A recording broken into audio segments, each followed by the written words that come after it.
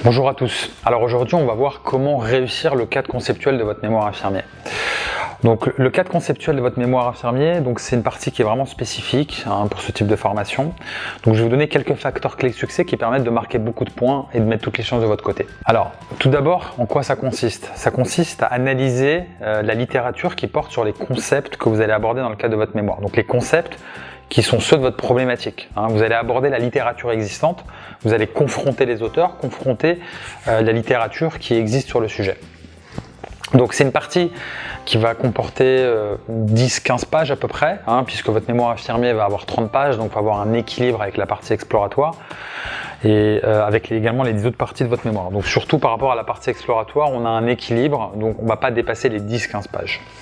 Donc on va présenter la littérature qui porte sur chacun de ces concepts-là. Alors, sur quelles sources vous basez? Vous vous basez sur des sources académiques, des sources scientifiques et des sources récentes. Récentes, ça veut dire moins de 5 ans, idéalement moins de 5 ans. Et ces sources, vous les trouvez sur PubMed, qui est très bien dans le domaine médical, que ce soit pour des tests de médecine, des mémoires infirmiers ou d'autres formations médicales.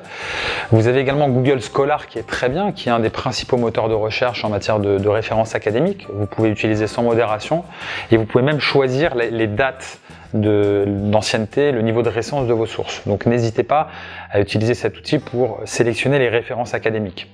Enfin, dernier conseil que je peux vous donner pour réussir ce cadre conceptuel, c'est de le faire valider par votre guidant.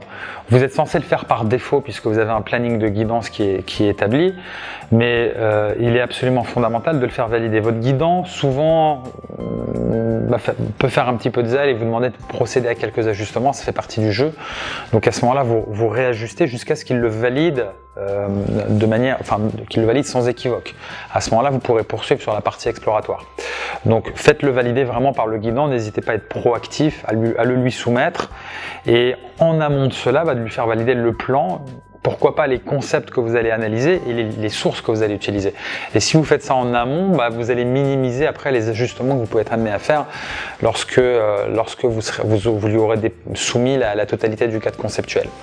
Voilà, j'espère que cette vidéo va vous aider à réussir votre cadre conceptuel et d'une manière générale votre mémoire infirmier. Et je vous souhaite bon courage pour la réussite de votre mémoire infirmier.